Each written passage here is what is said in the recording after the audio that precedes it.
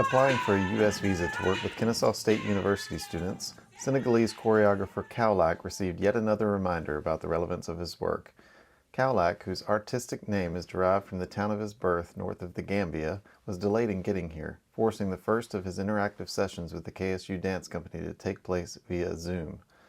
It was just the latest example in his own life of how borders, coincidentally the title of the new piece he designed for KSU students to perform, can place artificial barriers in the way of interpersonal exchange with uneven applications depending on one's race or nationality.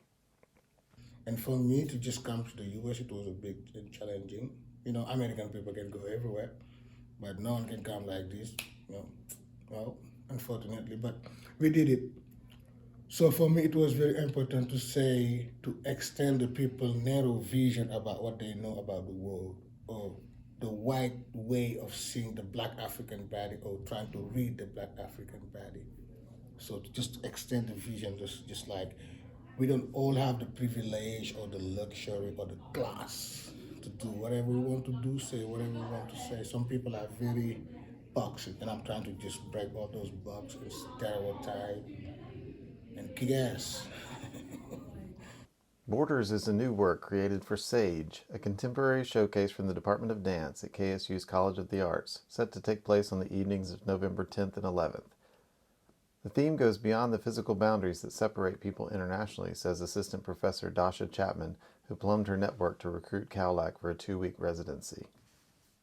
The concept of borders also became a way of crossing differences um, in terms of dance genres or aesthetics, blurring or becoming more fulsome in our embodied expressions outside of binaristic, understandings of gender, and also being just more inclusive and hospitable and welcoming in all these different ways. And so I think there's just been learning on all these different levels, which has been incredibly powerful and just wouldn't have happened if I was there with the students, just telling them these stories or telling them about people I know, right? So really hearing it from Kaolack, having him actually cross the threshold, coming to Kennesaw and bringing all that energy in his full self has, I think, really made an incredible lasting impact on the people who've been able to interact with him.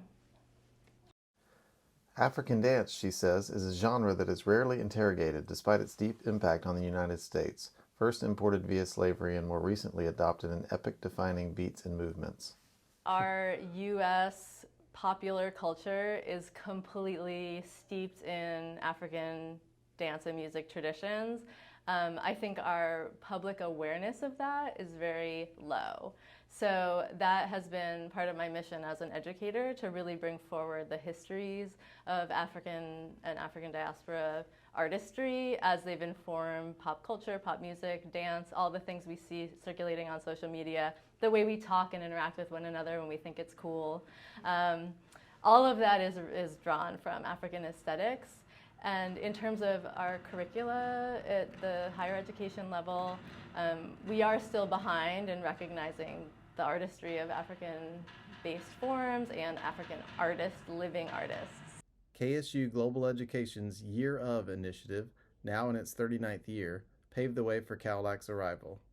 This year happens to be the Year of Senegal, featuring the culture, tradition, and economic impact of the West African country with an all-year, campus-wide series of programs. For student dancers, it was a profound departure from the standard learning practice. It was a huge culture shock for myself because I've only been exposed to African dance a couple of times through some of the company classes that have been offered to us. And I have seen videos of some African dance, but it's nowhere near the experience of actually being in it and being involved in it. And it was a really huge shift going from training where it's very much all in the shoulders and up and being lifted to being very grounded and connected with the floor and those around you. And I'm not used to that, but it was really insightful to have that because I have now been able to actually find it in some of my other art forms where we have been taught to just lift up and be up here rather than lower.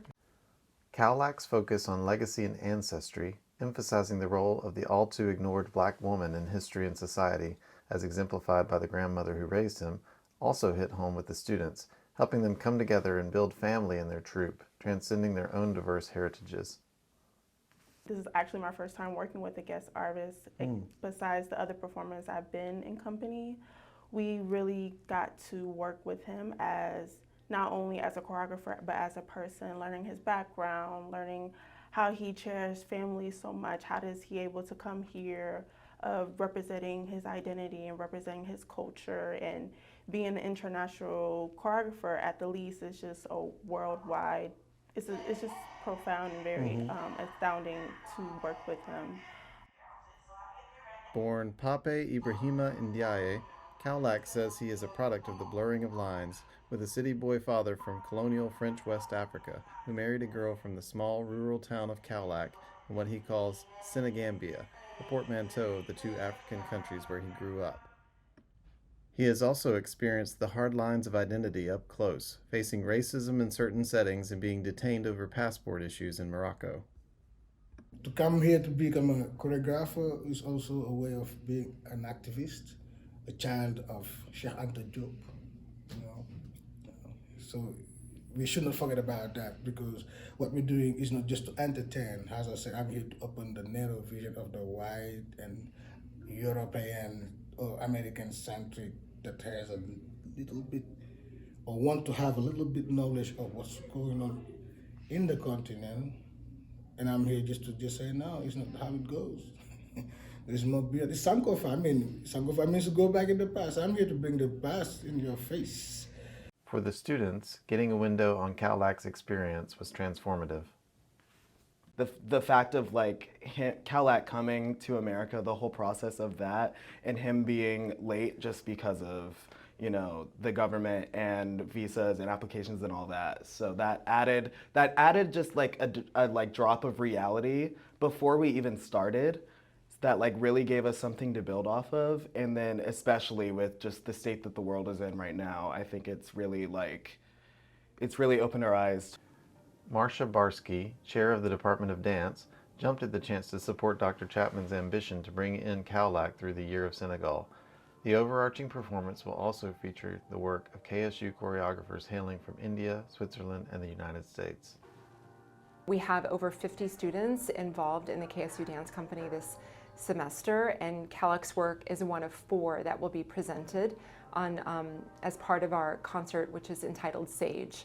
We have the work of 2 full-time faculty members in the department, as well as our provost, who is a founding department chair of the Department of Dance at KSU. So the provost is also choreographing, and then our guest artist Kaolack. So it's a pretty eventful concert to have both the support of Year of from Global Education, and to have this illustrious professional working artist and engaging with our students, but then also to have the provost choreographing.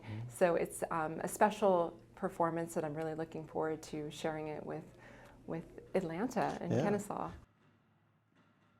I think it's not necessarily a piece that people are going to have to sit and kind of